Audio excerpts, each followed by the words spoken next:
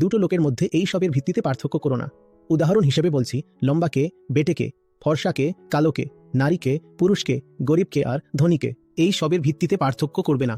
ভুল ভিত্তিতে পার্থক্য না করাটা যতটা জরুরি, ঠিক ততটাই জরুরি হলো সঠিক ভিত্তিতে পার্থক্য করাটা। কারণ একজন মানুষ আর অন্য একজন মানুষ সমান হয় না।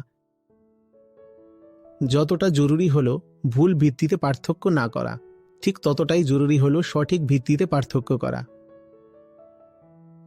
তাহলে কিসের ভিত্তিতে পার্থক্য করতে হবে? কে চৈতন্য আর কে অচেতন এর ভিত্তিতে করো। কে কোন কেন্দ্র থেকে সঞ্চালিত হচ্ছে এই সবের ভিত্তিতে পার্থক্য অবশ্যই করো। আর অন্য কোনো ভিত্তিতে পার্থক্য করো না। কিন্তু পার্থক্য করার সস্তা ভিত্তিটা কি? আচ্ছা, ইনি তো দামি শার্ট পরে বসে আছেন, তাহলে এই লোকটা বেশ ভালো। হ্যাঁ, এনাকে তো বেশ বয়স্ক লাগছে। আর এটা কে? এ তো আজকালকার মেয়ে। ইনি শ্রেষ্ঠ হবেন। ওই দেখুন, উনি উঁচু চেয়ারে বসে আছেন আর ও নিচে বসে আছে। ওনার অনেক অভিজ্ঞতা আছে আর এ তো সবে আজকের। তাহলে উনি শ্রেষ্ঠ হবেন। এই সব ভিত্তিতে পার্থক্য করা যাবে না। তাহলে কি পার্থক্য করতেই নেই? আধ্যাত্মিকতাকে কি একেবারে গণতান্ত্রিক বানিয়ে দিতে হবে যে সবাই সমান? না, একেবারেই না।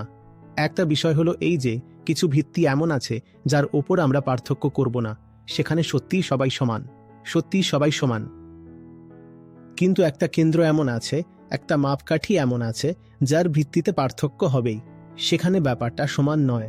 সেখানে যখন সামনে কৃষ্ণ আসবেন তখন তুমি বলতে পারো না যে আমি আর কৃষ্ণ সমান। আসুন সামনাসামনি বসে কথা বলি। Let's talk as equals. না না না,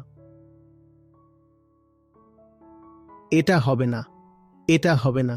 কৃষ্ণ আপনার থেকে শ্রেষ্ঠ শুধু এই কারণেই নন যে তাকে অনেকে পূজা করেন। তো পার্থক্য করাটা জরুরি, কিন্তু পার্থক্য করার সঠিক ভিত্তি থাকাটাও জরুরি।